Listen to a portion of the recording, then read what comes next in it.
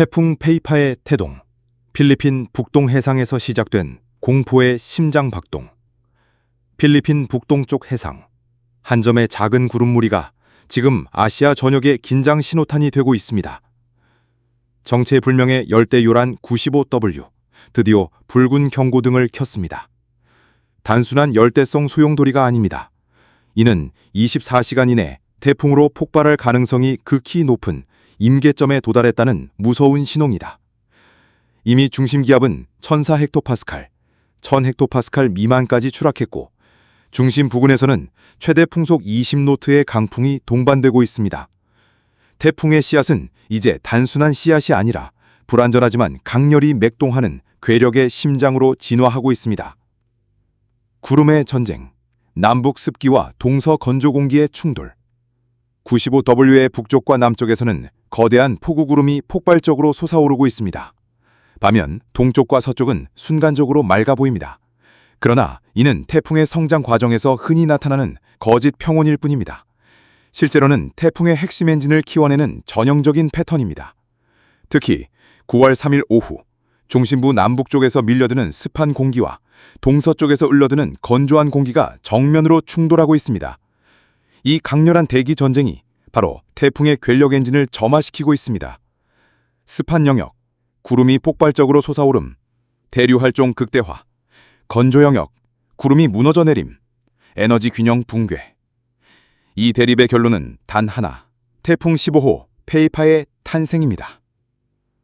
태풍의 심장, 수증기 흐름 분석. 태풍의 가장 강력한 에너지원은 수증기입니다. 수증기의 흐름, 수증기를 고도별로 분석해보면 95W의 위험성이 더욱 명확하게 드러납니다. 1000에서 850헥토파스칼, 저층, 해수면 1.5km, 노란색으로 표시된 엄청난 수증기 유입. 마치 태풍의 엔진에 연료를 가득 채워 넣은 듯한 폭발적 잠재력이 쌓이고 있습니다. 850에서 700헥토파스칼, 고도 1.5에서 3km, 보통 수준 수증기. 그러나 건조한 공기 속에서도 대류가 활발히 폭발하고 있습니다. 700에서 500헥토파스칼, 고도 3.5에서 5.5km, 수증기 감소 구간. 태풍의 성장이 다소 억제되는 구간이지만 여전히 에너지가 유지되고 있습니다. 500에서 300헥토파스칼, 고도 5.5에서 9km, 극도로 건조. 사방에서 건조 공기가 밀려들며 태풍의 상층 발달을 억누르고 있습니다. 결론적으로 상층은 억제되지만 저층에서 폭발적 수증기 유입, 응결, 열 상승, 고층 발산이 이어지면서 태풍의 심장은 불안전하되 끊임없이 뛰고 있습니다. 현재 상황, 9월 3일 15시 기준, 저층, 습기 폭발, 대류 극도로 활발, 중고층, 건조 공기 침투, 발달 억제, 400헥토파스칼 고도까지도 강력한 대류 활동 확인. 합동태풍경보센터는 최대 풍속을 20노트로 평가했지만 유럽, 미국 등 다수 모델은 25에서 40노트 이상까지 치솟을 가능성을 경고하고 있습니다. 이는 95W가 국제기준 열대폭풍으로 승격될 가능성이 매우 높음을 의미합니다. 곧 공식 명칭이 붙을 것입니다. 제15호 태풍, 페이파. 역사 속 괴물 태풍의 계보에 이름을 올릴 준비를 하고 있습니다. 태풍의 운명, 키 작은 태풍, 버서스 괴물 태풍. 상층 대류가 약한 탓에 이번 태풍은 키가 작은 태풍, 즉 상부 발달이 제한된 구조가 될 가능성이 있습니다. 그러나 저층의 폭발적 수증기 공급은 태풍의 몸집을 작아도 결코 만만치 않은 파괴력을 부여합니다. 한마디로 작지만 강한 태풍이 될 수 있다는 뜻입니다. 경로 시나리오, 일본 규슈 및 한반도의 위험. 현재 95Wm 북태평양 고기압의 가장자리를 따라 서서히 북상 중입니다. 문제는 일본 규슈 근처. 여기서 기류가 꺾이면서 태풍이 동쪽으로 방향을 틀 가능성이 높습니다. 9월 4일 오후 규슈 부근에 상륙하는 석이 끝부상. 이후 시나리오, 일본 남부 해안을 따라 이동, 동쪽 해상으로 빠져나감, 가장 유력. 만약 북상 각도가 커질 경우 한반도 남부와 동해상의 간접 영향. 특히 한반도는 현재 폭염과 한기의 충돌 구간에 놓여 있어 태풍과 기단의 상호작용이 기상지향으로 이어질 수 있습니다. 결론, 시간과의 전쟁. 필리핀 북동 해상에서 태어난 작은 요란 95W. 그러나 지금 이 순간 그것은 이미 태풍의 길로 들어섰습니다. 태풍 페이파는 더디게 성장하는 듯 보이지만 내부에서 끓어오르는 심장은 멈추지 않고 있습니다. 한반도, 일본, 동남아 모두가 이제 시간과의 전쟁에 돌입했습니다. 페이파의 다음 발걸음은 단순한 풍랑이 아니라 역대급 재난으로 이어질 수 있습니다. 동북아 기후대전, 태풍과 한기의 충돌, 9월 초 이중재난 시나리오. 1. 태풍의 그림자, 한반도에 불어올 동풍의 칼날. 9월 3일에서 5일 사이 태풍 15호 페이파가 일본 규슈에 접근하면서 예상치 못한 부작용이 한반도를 덮칩니다. 태풍의 외곽에서 발생하는 동풍 계열 바람이 동해안을 향해 강하게 불어들어오며 강원 영서 남부 내륙에서는 팬 현상이 발생합니다. 바다를 넘어온 바람이 산맹을 타고 내려오며 더욱 뜨거워져 이미 지쳐버린 한반도 대지를 다시금 극심폭염의 지옥불로 몰아넣습니다. 2. 북쪽에서 다가오는 반전의 신호. 시베리아 저기압. 그러나 같은 시각 한반도 북쪽에서는 전혀 다른 그림이 펼쳐집니다. 9월 3일 기준 중심기압 993헥토파스칼의 시베리아 남부 저기압이 전선을 동반하며 기세를 올리고 있습니다.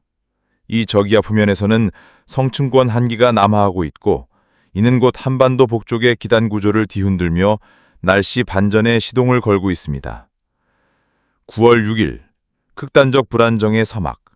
주말 9월 6일 북위 40도 부근에서는 성층권의 냉각 공기가 단층을 따라 대륙권으로 급강화합니다. 동시에 만주와 중국 동부 상공에서는 ZZ 기류가 폭발적으로 강화되며 몽골 남부주 만주 일대에는 제트스트릭 초강풍 구역이 형성됩니다. 이 강풍대의 오른쪽 입구에서는 격렬한 고층 발산이 일어나며 대기의 상층과 하층이 동시에 불안정에 빠져듭니다. 그 결과 500헥토파스칼 고도에서 띠 모형의 와류, 보티시티가 한반도 북부를 압박하고 지상기압기에는 중심기압 983헥토파스칼에 달하는 강력한 저기압이 발달할 것으로 전망됩니다.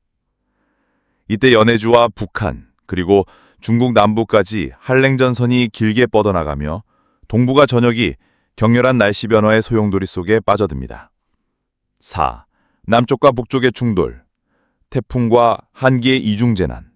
남쪽, 태풍 페이파의 일본 상륙 플러스 동풍 유입, 한반도 동해안 폭영 재점화.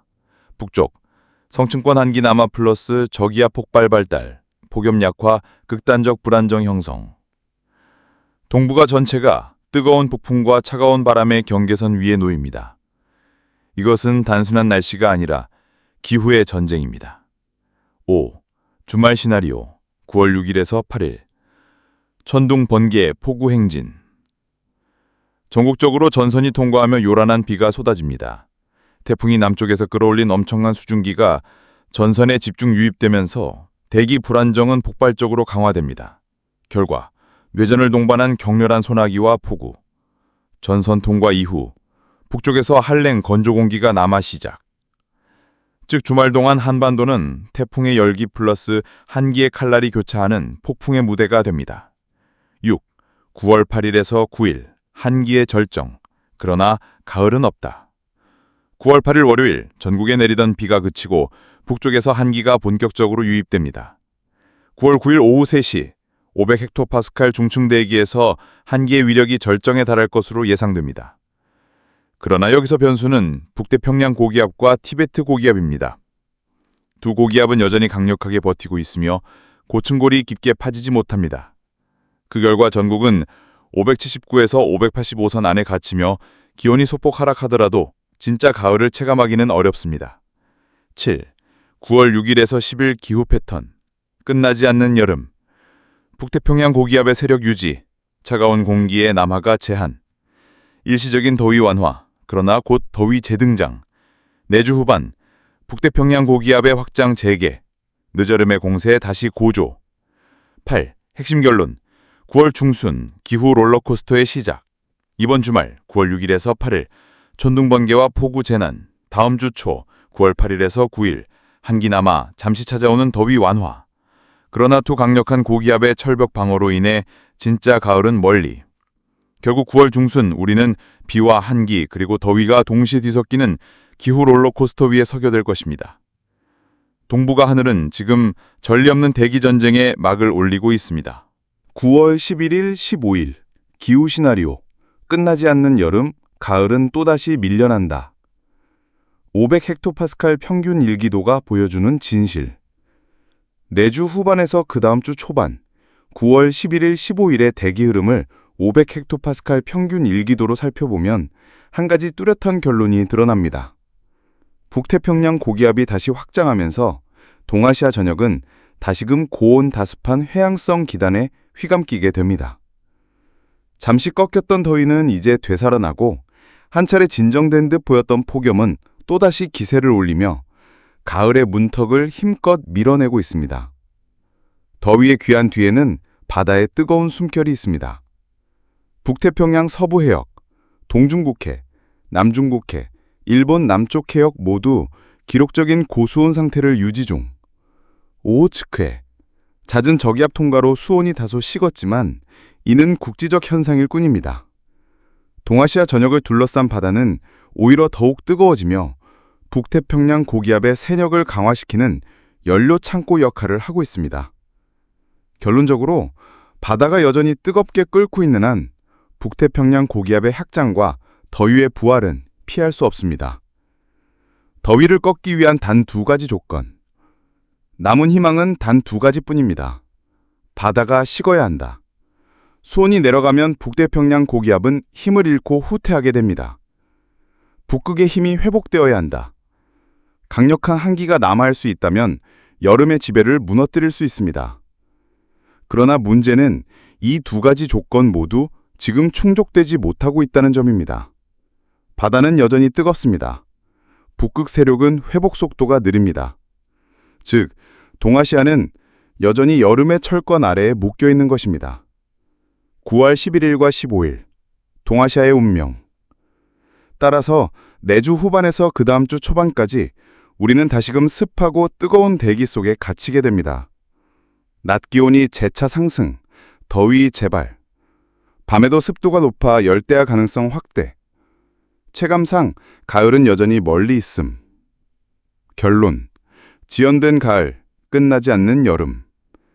지금의 기후 패턴은 단순한 계절 변동이 아닙니다. 이는 끝나지 않는 여름과 지연된 가을의 기후 재난입니다.